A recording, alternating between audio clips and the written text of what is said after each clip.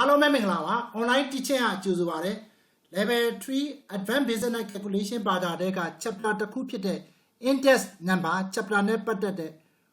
question part 1ကိုပို့ချပေးသွားမှာဖြစ်ပါတယ်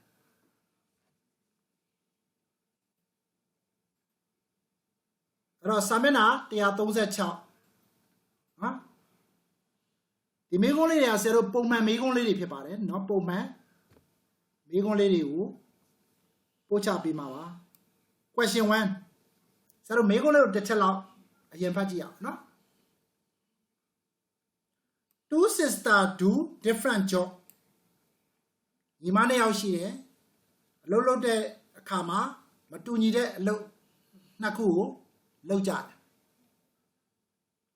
and different salary အလုပ်ကမတူသလိုလစာကလည်းတစ်ယောက်တစ်ယောက်မတူ and 1000 per month and BT and 1200 per month တယောက်ကတစ်လကို1000ရတယ်အနံပေါ့ BT ကတစ်လကို1200ရတယ်တယောက်တစ်ယောက်နဲ့လစာမတူကြဘူးဟုတ်ပြီနော်တယောက်ကနေတယ်တယောက်ကများတယ် is result in increase in salary နှစ်ယောက်စလုံးပါတဲ့ salary လစာတွေတိုးပြီးရရှိကြပါတယ်လစာတိုးပြီးပေါ့ကွာနှစ်ယောက်စလုံး and then salary increase by 100 per month to 1200 per month and then ကတော့ဘယ်လောက်တိုးလဲဆိုတော့တစ်လကို100တိုးတယ်ဒါဆိုငကို original ရတာဒီ1000ဆိုတော့ဘယ်လောက်ဖြစ်သွားလဲ1200ဖြစ်သွားတယ်တစ်လကိုဟုတ်ပြီနော် original ရတဲ့ပရမလစာသည်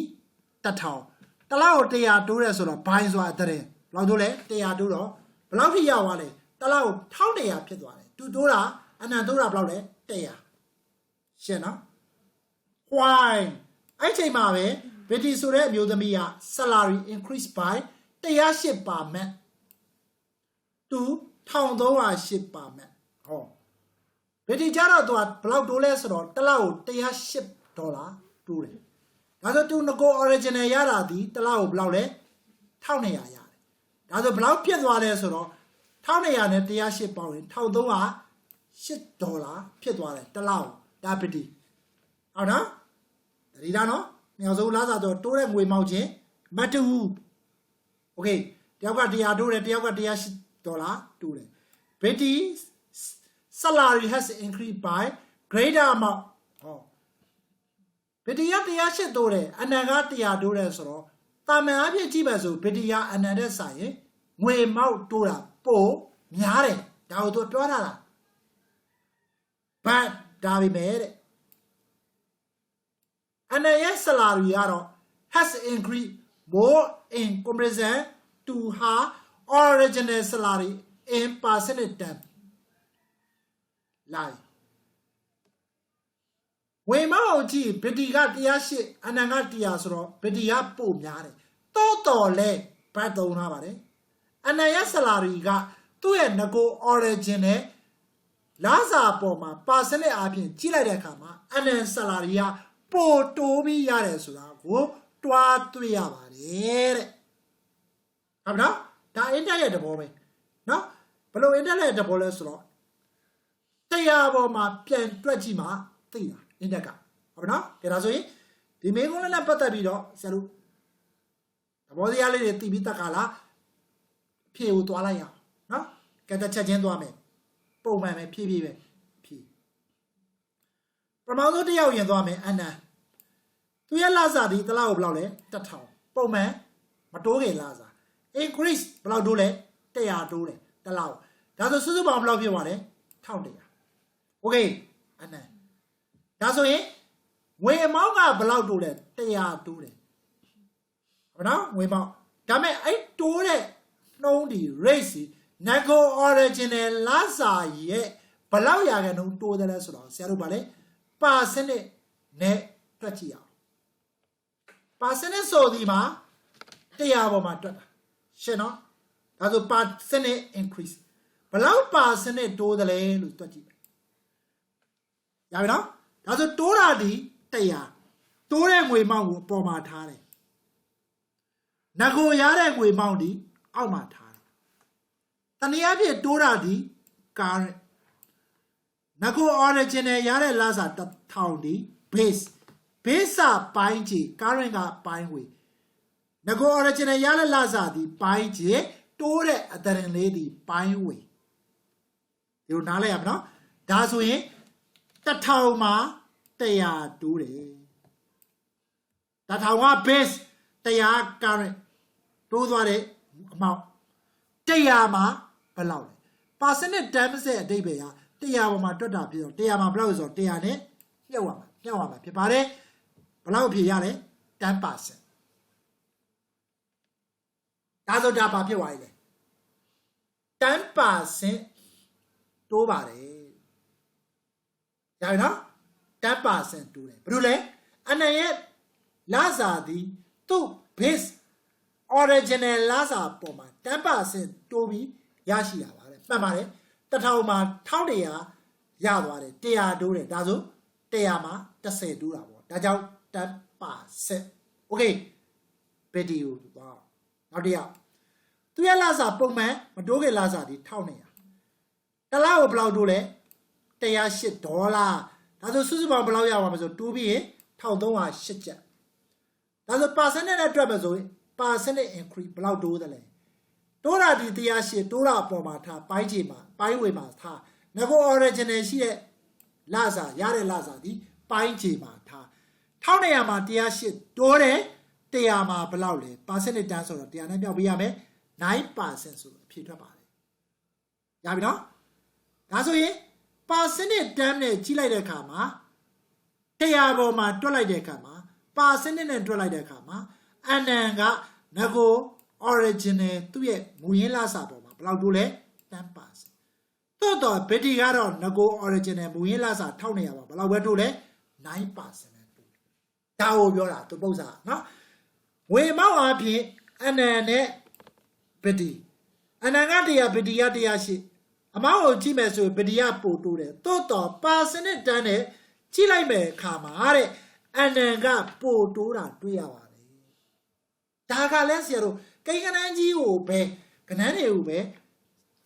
ကြည့်ပြီးတော့ဆုံးဖြတ်ချက်ချလို့မရဘူးဟုတ်ပါတော့ဒါလေးနောက်ဆိုမြတ်မရဘူးအဲ့တော့ဘယ်ပေါ်မှာကြည့်ပြီးဆုံးဖြတ်ချက်ချဆို100ပေါ်မှာပြန်တွက်ချက်ပြီးဆုံးဖြတ်ချက်ချတယ်အဲ့ဒါဘာတော့လဲ percentage တဘောတနည်းအားဖြင့်ပြောမယ်ဆိုရင်ဆရာတို့အခုသင်ယူနေတဲ့အခန်းဆွဲခေါ်လာပြီး index ရဲ့တဘောပဲဒါကြောင့်မလို့ percentage နဲ့ index ဒူပါတယ်100ပေါ်မှာပြန်လဲတွက်ချက်တာနော်နှိုင်းတာဒီ index ပါကိန်းဂဏန်းအားဖြင့်ဆိုရင်ဗီဒီယာဘာဖြစ်လဲအနံထက်ပို့ပြီးတော့တိုးတဲ့ငွေပေါက်ခံစားတယ်108ဆိုတော့တော်လဲအနံရဲ့လစာက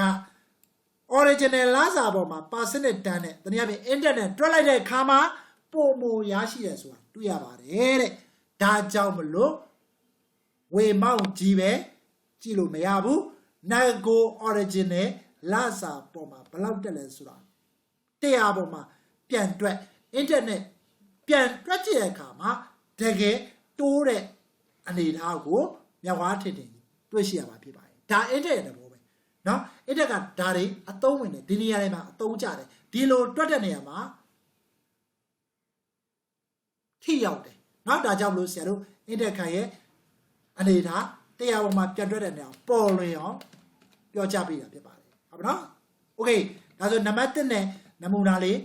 ပေးပြီးသွားပြီပုံစံလေးတွက်ချက်ပြီးသွားပြီကဲနောက်တစ်ပုဒ်သွားလိုက်အောင်နံပါတ်2 question 2ပေါ့လာပြီနောက်တစ်ပုဒ်နော် the gross domestic product GDP ဟုတ်ပါနော် of a certain country in the year 2000 is 200 billion 200 billion billion ဆိုဒီမှာ3ညကိုလုံး billion က3ညဘယ်လိုလဲကိုလုံး200 billion ဆိုတော့200နောက်မှာ3ညကိုလုံးဒီမှာသူလဲဝက်စာကိုမိတ်နဲ့ပါလဲရှင်းထားတယ် billion တဘောဟုတ်ပြီနော်တကယ်လို့1 billion ဆိုရင် တင်းနောက်မှာ3ညကိုလုံး200ဘီလီယံဖြစ်တဲ့ကြောင့်200နောက်မှာ3ညကိုလုံးဟုတ်ပြီ GDP ဘယ်လောက်ထွက်လဲဘယ်လောက်ရရှိလဲ200ဘီလီယံရရှိရဘယ်တော့လဲ2000ခုနှစ်တုန်းကရပါနော် and the following yearဆိုနောက်တစ်နှစ်ဆို2000ပြီး2001ဖြစ်သွားတာရှင်းနော် this has risen ဆိုတော့ raise ဆိုတော့တိုးတာဘယ်လောက်တိုးသွားလဲဆိုတော့2အထိ205ဘီလီယံဖြစ်သွား2000တုန်းက200ဘီလီယံ GDP ရရှိပါတယ်2005မှာ2001မှာကျတော့နောက်နှစ်ဆိုတော့2001မှာကျတော့205ဘီလီယံဖြစ်သွားတယ်ဒါဆိုရင်တဲ့ FinTech Index လာပြီး Index တရားပေါင်းတွေ့ရတော့နော် GDP for the year 2001 with the year 2000 as the base year ဒါပြီး2000နဲ့2001ဆို2000လီပြီးခဲ့တဲ့နှစ်ရှင်းတယ်နော်ဒါဆိုသူ့ base year လို့သတ်မှတ် base year ဖြစ်တယ်ဒါဆို2002ကို base ထားပြီး2001ရဲ့ GDP index ကို find ရှာပေးပါအားလည်းနော်မိကိုဒါဆိုဆရာတို့ပြင်မှာဖြစ်ပါတယ် index of GDP for 2001ကိုတွက်မှာပါဘယ်နှစ်နဲ့နိုင်မှာလဲ with 2000 as the base year 2000ကို base ထားပြီးတွက်တဲ့2001မှာရှိတဲ့ GDP ဒီ index အပြင်ပြပါဆိုရင် base အောက်မှာထားတယ် base 2000ရဲ့ GDP ဒီ billion 200အောက်မှာထားတယ် current ဒီ2001ရဲ့ GDP ဒီ205 current အပေါ်မှာထား base အောက်မှာထား index ဆိုတော့ဘယ်ပေါ်မှာတွက်မှာလဲ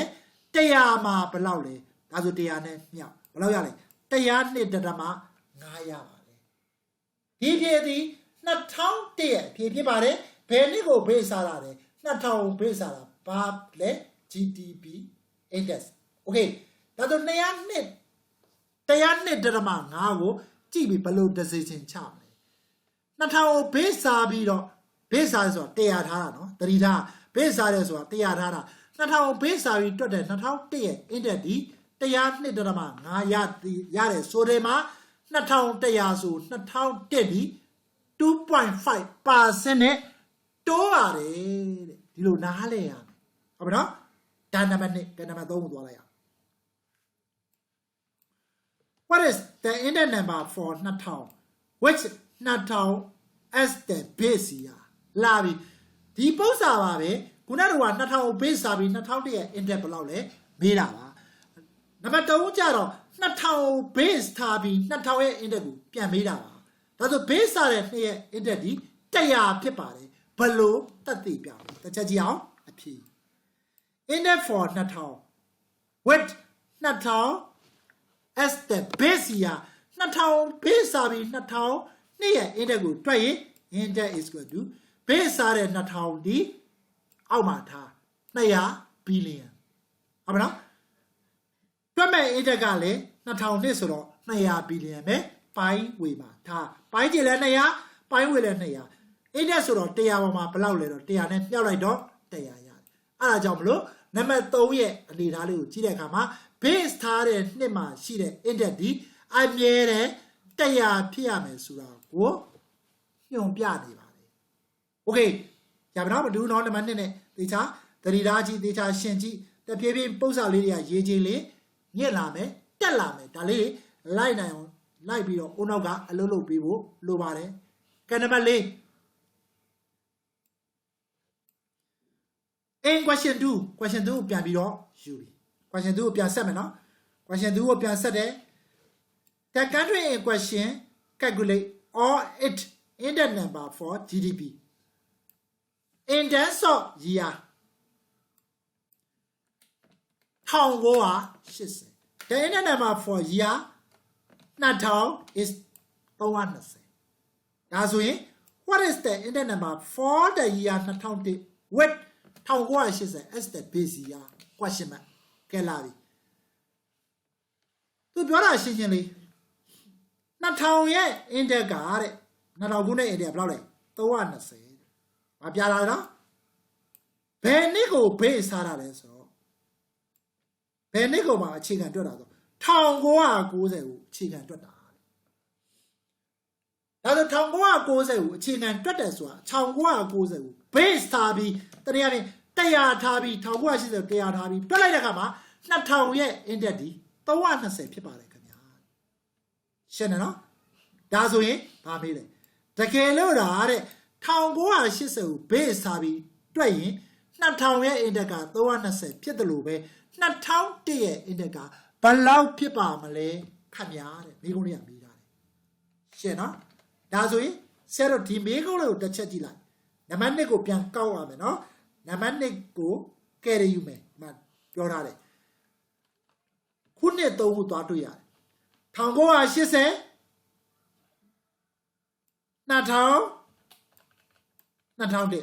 ရှင်းလား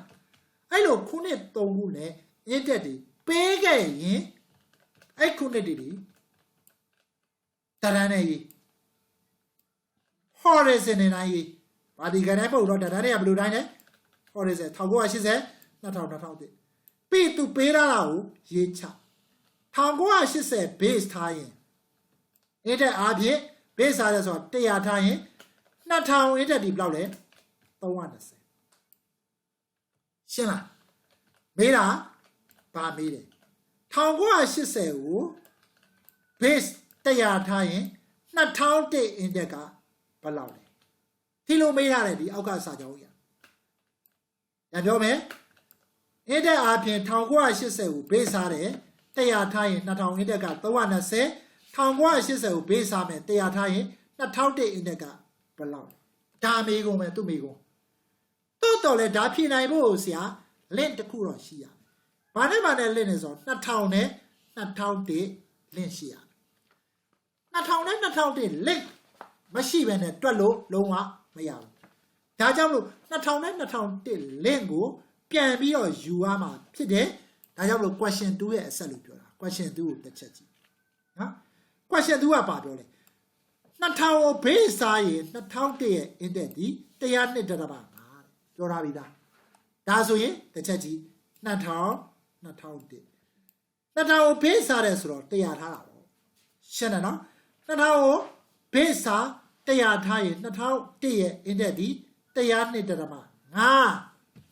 ဒါသူပု္ပ္ပာပေးထားတာဒါဆိုရင်ရှင်းသွားပြီဟုတ်နော်ခုနှစ်အားဖြင့်3ခု horizon တိုင်းထား index က link ဖြစ်နေတဲ့ index တစ်ခုပါသွားပြီဒါဆိုတွက်လို့ရတယ်ဒါဆိုဘယ်လိုတွက်မလဲကြည့်2100မှာ2001က102.5 2320မှာ2001ဘယ်လောက်လဲဒါဆိုဒီနေရာရှာလိုက်တာနဲ့ဒီလိုတန်းနဲ့ဖြစ်သွားပြီဒီနေရာ question mark နေရာအဖြစ်ရတာနဲ့1980တရားမှာ2001ဘယ်လောက်လဲဆိုတာသူ့မေကုန်းဖြစ်ရသွားပါပြီဘယ်ရယူက link ယူလိုက်တာလဲ2100မှာ2001ဒီ102.5ကပြီးတော့ link ပြန်ယူတွက်ချလိုက်တာဖြစ်ပါတယ်ဒါဆိုရင်ရှင်းပါတယ်ကြည့်မယ်နော်100မှာ102.5 320မှာဘယ်လောက်လဲဒါဆို100ကအရင်လာတာဖြစ်တော့အရင်လာတာ base ဆိုရင်အောက်မှာထားတဖြည်းဖြည်းပြနော်တေချာကြည့်မြင်အောင်ကြည့်ဟုတ်နော်နောက်မှလာတာ320မှာဘယ်လောက်လဲဆိုတော့နောက်မှတွက်ပါလေသူအရင်ရှိနေတာ102.5ဒါဆို100မှာ102.5ဆိုတော့100ဒီအရင်လာတော့ base 320ဒီနောက်မှလာတော့ current base ကပိုင်းခြေမှာထား current ကပိုင်းဝေမှာထား102.5မှာဘယ်လောက်လဲဒါဆိုသူ့102.5နဲ့ပြောက်ချလိုက်320ကို100နဲ့စာ102.5နဲ့မြောက်ရတဲ့ဖြေဒီ328ဒီ question မှာလေးဖြေဖြစ်ပါတယ်ရလားဒါဆိုရင်သူမေးခွန်းလေးကဖြည့်ပြီးသွားတယ်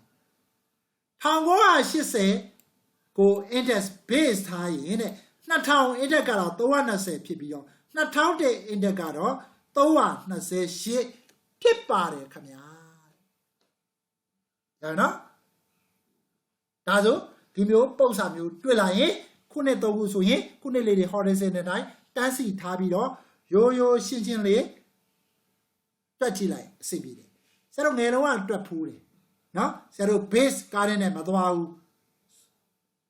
ngel long ka tiit ke deပုံစံလေးနဲ့တစ်ခါသွားပြမယ်တစ်ချက်ကြည့်မယ်နော်ဆရာတို့ခုသွားရဲဆိုတာဆရာတို့လူကြီးဖြစ်သွားပြီဟုတ်ပါနော်အစင်းမြင့်မြင့်နေသင်ကြားနေပြီဖြစ်တဲ့ကြောင့်ဆရာတို့ဘယ်လိုသင်လဲ base current နဲ့သွားတယ် base အောက်မှာထား current ဒီပေါ်မှာထား base အောက်မှာထား current ဒီပေါ်မှာတော်လဲဆရာတို့ငယ်တုန်းကသိခဲ့တဲ့ပုံစံသင်ကြားပို့ချခဲ့ရတဲ့နီးစနစ်တိုင်းသွားမယ်ဆိုရင်တစ်ချက်လောက်ကြည့်အောင်100မှာ102.5 320မှာဘယ်လောက်လဲဒါဆို100တော့102.5 320ဆိုတော့ပိုများမှာပေါ့အများလို့အနည်းစားကြည့်တရားနည်းတယ်လေနည်းတာစားကြည့်မှာထားပိုင်းကြည့်မှာထားပြီးရင်များတာအပေါ်မှာထားပြီးရင်ဘေးက102.5နဲ့လာမြောက်ဒါကတစ်ချိန်လုံးကအတန်းငယ်ဘွားမှာတွက်ခဲ့ဘူးတဲ့3ချက်တွက်နေနော်3ချက်တွက်နေဘာကြောင့်3ချက်တွက်နေခေါ်လဲအချက်3ချက်သိရင်ကြံတဲ့တစ်ချက်ရလို့3ချက်တွက်နေတယ်ဘယ်လိုအချက်3ချက်လဲကြည်လိုက်100တစ်ချက်102.5 နှစ်ချက်320 3ချက်အဲ့3ချက်သိရင်မသိသေးတဲ့အချက်နောက်တစ်ချက်ကိုရတာဖြစ်ပါတယ်ဒါကြောင့်သူ့3ချက်တွက်နေလို့ခေါ်ပါတယ်ဟုတ်ပါနော်တော်လဲဆရာတို့အတန်းကြီးတဲ့အနေအထားမှာအခုလိုအခြေအနေတွေမှာ3ချက်တွက်နေနဲ့အ ਨੇ လို့အများစားကြည့်စတရားဖြင့်အဲ့လိုမအော်တော့ပါဘူးဟုတ်ပါနော် base ကားနဲ့သွားမှာပဲလူကြီးဆန်သွားမှာဖြစ်ပါတယ်ရပြီနော်ဘလို့တွက်တဲ့ဒီပြီပါပဲအတူတူပါပဲကဲနံပါတ်4ပြီးသွားပြီနံပါတ်5လေးသွားလိုက်နော်ကဲနောက်ဆက်မျက်နှာသွားမှာဖြစ်ပါတယ်ဆက်မျက်နှာ39နံပါတ်5 The price of a certain commodity increased from 3.5 in 2000 to 3.9 in 2001တက်သွားတယ်ဈေးနှုန်းတွေ price ဟုတ်ပါနော်2000တုန်းက 3.5 2001ကျတော့ 3.9 ဖြစ်သွားတယ်ဒါဆိုရင်ပါမေးလေ calculate the price in the number for the commodity for 2001 with 2000 as the base year 2000ခုနှစ်ကို base စားပြီးတွက်ပါတဲ့2001ရဲ့ index price index ဘယ်လောက်လဲရှင်းရှင်းလေးနော်ဒါဆိုရင်တွက်ပါပြီ price index for 2001 wait ဘယ်နှစ်နဲ့နိုင်မှာလဲဘယ်နှစ်ကို base စားမှာလဲ2000ကို base စားမယ်2000ကို base စားရင် base စားတဲ့နှစ်က price ဒီပိုင်းခြေမှာထားမယ်ဒါဆို 3.5 ဒီပိုင်းခြေ 3.9 current ဒီပိုင်းဝေဟောမှာပိုင်းခြေ 3.5 3.9 ပိုင်းဝေ100မှာဘယ်လောက်လဲ index ဆိုတော့100နဲ့မြောက်မယ်106ရပါဒါဆိုအဓိပ္ပာယ်က2000ကို base စားပြီးတွက်လိုက်တဲ့အခါမှာတဲ့2001ရဲ့ price index ဒီ106ရပါတယ်တဲ့အဓိပ္ပာယ်က2100မှာ2001မှာ 6% တိုးပါတယ်လို့အဓိပ္ပာယ်ရပါတယ်ရှင်းတယ်နော်ကဲနံပါတ်6 The price of certain commodity decrease ခုနကတော့ပါလဲ increase အခုပါလဲ decrease ဒီကကျ3.5 2000 to 3.36 2001ကျသွားပြီနော်ကျတာလည်းရှိရတက်တာလည်းရှိတယ်ဒါဆိုပါမေးလဲ calculate the price index number for the commodity for 2000 with the 2000 base year 2000 base စားပြီး2001ရဲ့ index ကိုတွက်ပေးပါခင်ဗျာတဲ့ခုနတက်တာနံပါတ်6ကကျတာဒါပြီ price index for the commodity for 2001 with 2000 as the base year base စားတဲ့နှစ်ကအောက်မှာထား2003.5 current နှစ်က 3.36 အပေါ်မှာထားရှင်းတယ်နော်ပြီး index ဆိုတော့100နဲ့မြောက်96ရပါတယ် index က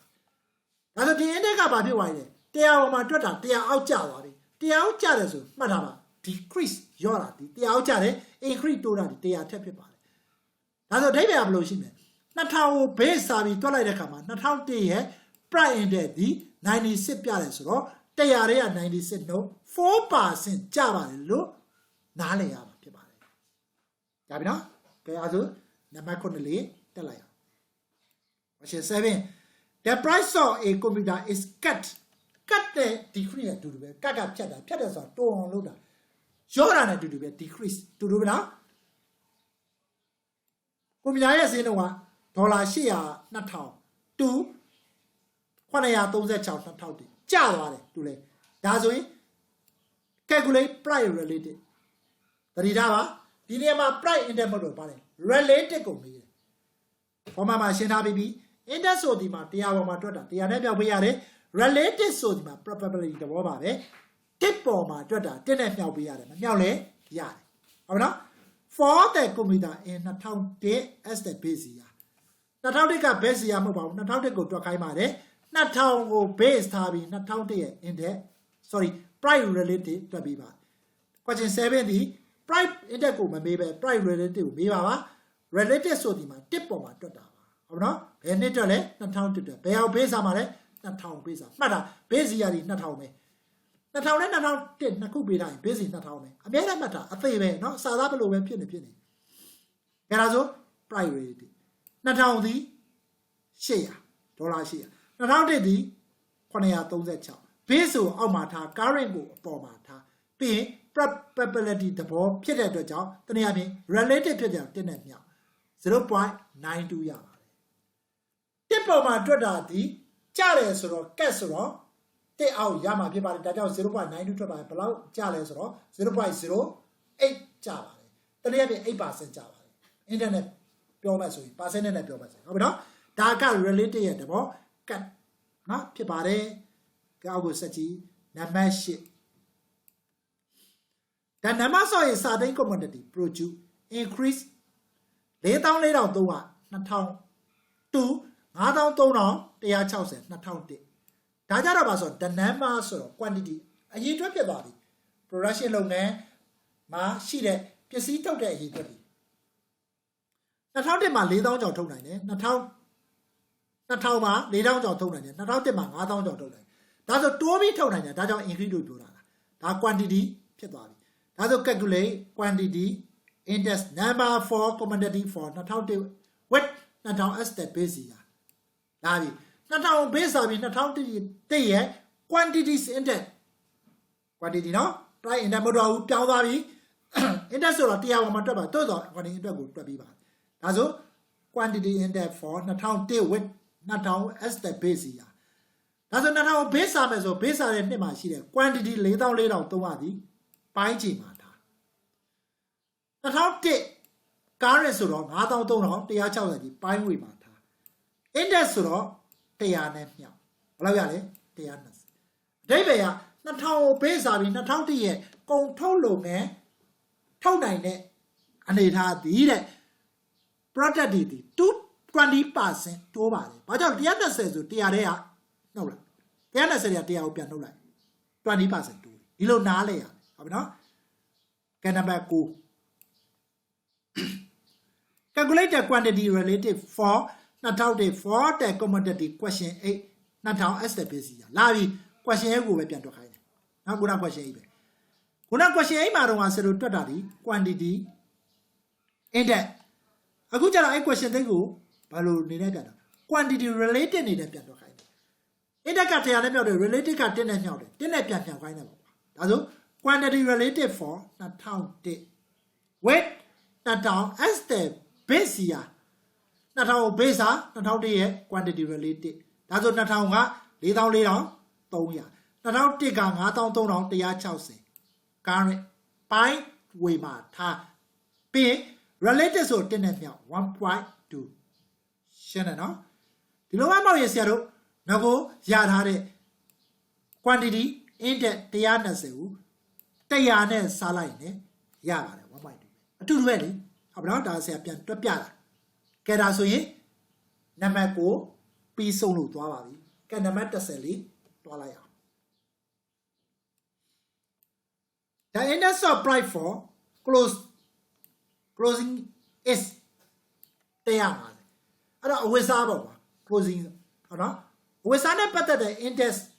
price index က150တွက်ထားပြီးသားပေးထားတယ် compare to a given page here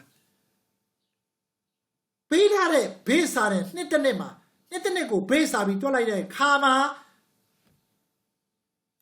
အဝတ်စားရဲ့ price index က150ရပါတယ်ကဲနောက်တစ်ခုလာပြီ The index for footwear is 190 compared to the same base here လာပြီ footwear ဆိုတာ ခြေဝေစာရဲ့ index က150ခြေရဲ့ index က190 price index တွေပဲနော်ဟုတ်ပြီတော့ compare to the same base year ဆိုတာအဝေစာကိုတွက်တဲ့အခါမှာတဲ့ base ထားတဲ့နှစ်နဲ့ footwear ဆိုတဲ့ခြေကိုတွက်တဲ့အခါမှာခြေ index ကိုတွက်တဲ့အခါမှာ base ထားတဲ့ခုနှစ် the same base year အတူပါပဲဒီလိုတူမှတွက်လို့ရမှာတို့ကနော်တူတယ်ဆိုတာပြောပြတာပဲနော်ဟုတ်ပြီ given that the average family spend 3 times as much on clothing as a footwear produce a large composite index for clothing and footwear ပေးထားတယ်ဟုတ်နော်ဒါဆိုရင်တဲ့ average ပုံမှန်အားဖြင့်ပြင်းပြအားဖြင့်မိသားစုတစုမှာတဲ့အဝတ်စားနဲ့ခြေတွေကိုမဖြစ်မနေဝတ်ကြတယ်အသုံးပြုကြတယ်အဲ့ခါမှာတဲ့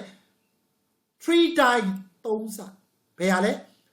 အဝတ်စားတည်တဲ့ခြေတဲ့ဆိုင်3 ဆဝယ်ဖြစ်တယ်ဆိုပါစို့ရှင်းတယ်နော်ပုံမှန်အဖြစ်ဒါဥရောပနိုင်ငံတွေမှာဆရာတို့ဗာလဲခြေတွေရှုပနာဝယ်တဲ့ခါမှာခြေတွေ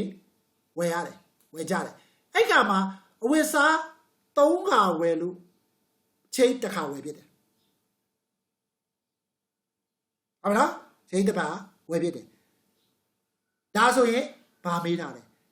အဝတ်စားရဲ့ index လည်းပေးထားတယ် clothing ရဲ့ index လည်းပေးထားတယ် footwear ရဲ့ index လည်းပေးထားတယ်ပြီးတော့သူတို့အသုံးပြုတဲ့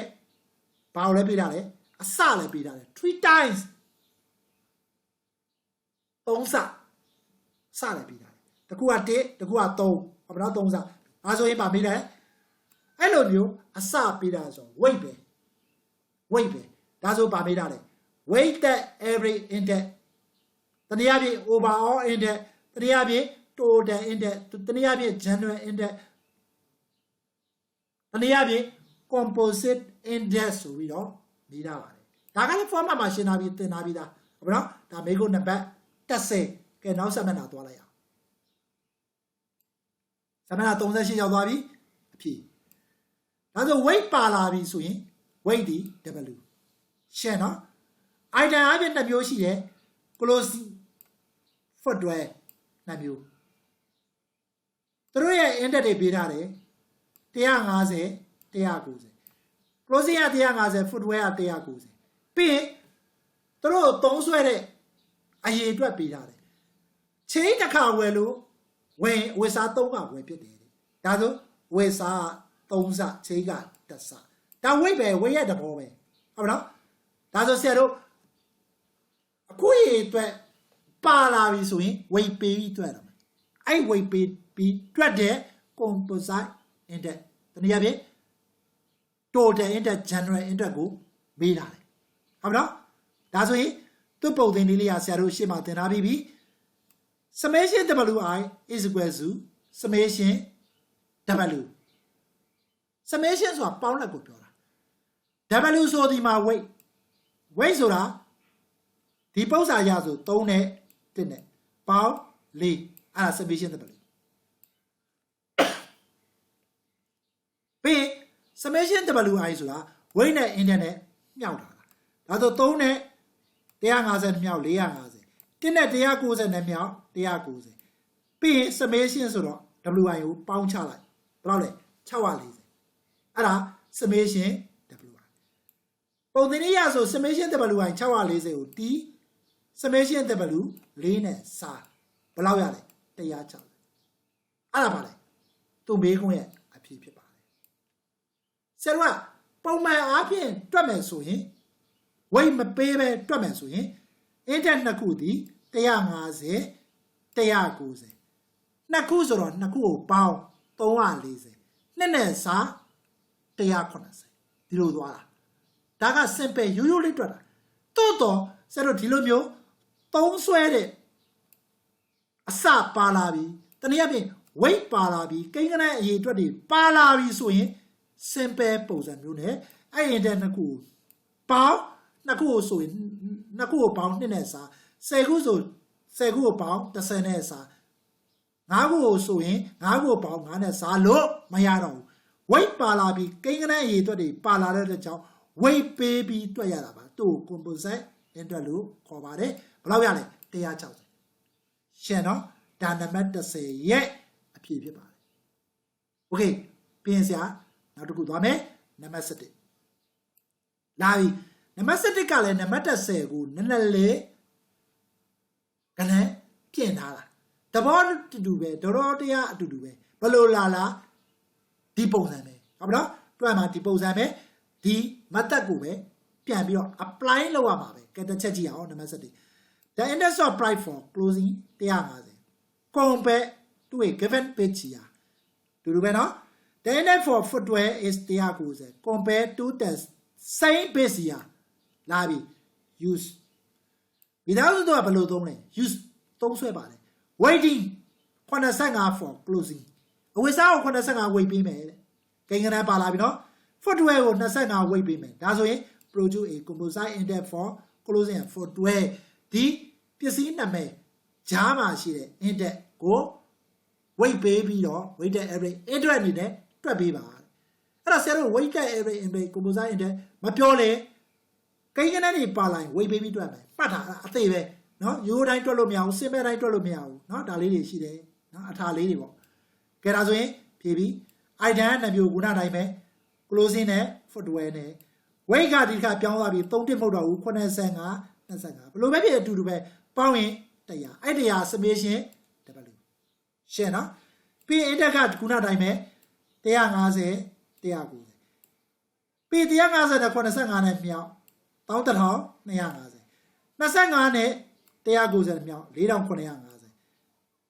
WI ကိုပေါင်းလိုက် summation ဆိုတော့16000ဒါဆိုပုံစံလေးရဆိုရင်သူမေးတော့မေးဖို့ဖြစ်ဖို့ဆိုရင် index is equal to summation WI summation W စာဒါဆို16000ကို100နဲ့စာဘာလို့ရလဲ160အဲ့ဒါသူမေးခွန်းနဲ့ဖြေဖြစ်ပါတယ်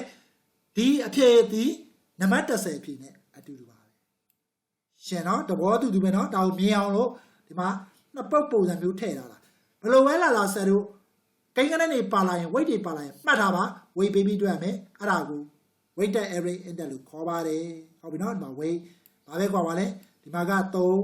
1ပေါင်းရင်4နော်ဒါလည်းဒီတိုင်းပဲ85 25 100ဆိုတော့3ကျင်းပြီးတွက်လို့လည်းရတယ်နော်1 4အတူတူပဲရှင်းနော်ဒါဆိုရင်ဆရာဒီနေ့ပို့ချတာဒီ index number နဲ့ပတ်သက်ပြီးတော့ပုံမှန်စေဘက်မှာပါတဲ့ question လေးတွေကိုအားလုံးဘယ်နှပုတ်လဲ17ပုတ်ပထမပိုင်းအနေနဲ့ပို့ချလို့ပြီးပါပြီဒါလေးကိုသေချာနားလည်အောင်ပြန်ပြီးတော့ပြန်ကြည့်ပေးပါပြီး practice လုပ်ပါကိုယ်တိုင်ချတွက်ပါ calculator ကိုယ်တိုင်နှိပ်ပါဒါမှလည်းဆရာတို့လက်ကရင်လာမှာဖြစ်ပါတယ်ဟုတ်ပြီနော်နောက်ရက်မှာဆရာတို့ဒုတိယပိုင်းပတ်တူကိုဆက်လက်ပေးပြီးတော့ပို့ချပေးမှာဖြစ်တဲ့အတွက်ဒီပထမပိုင်းမှာတော့ဒီလောက်နဲ့ပဲဆရာရန်နာပြရစီအားလုံးကိုယ်စိတ်နှပြကျမ်းမာချမ်းသာကြပါစေစာတွေကိုလည်းကြိုးကြိုးစားစားထဲထဲဝင်ဝင်နဲ့ကြီးပြကြပါစေကြောင်းစွတ်မွန်ကောင်းတောင်းလိုက်ပါတယ်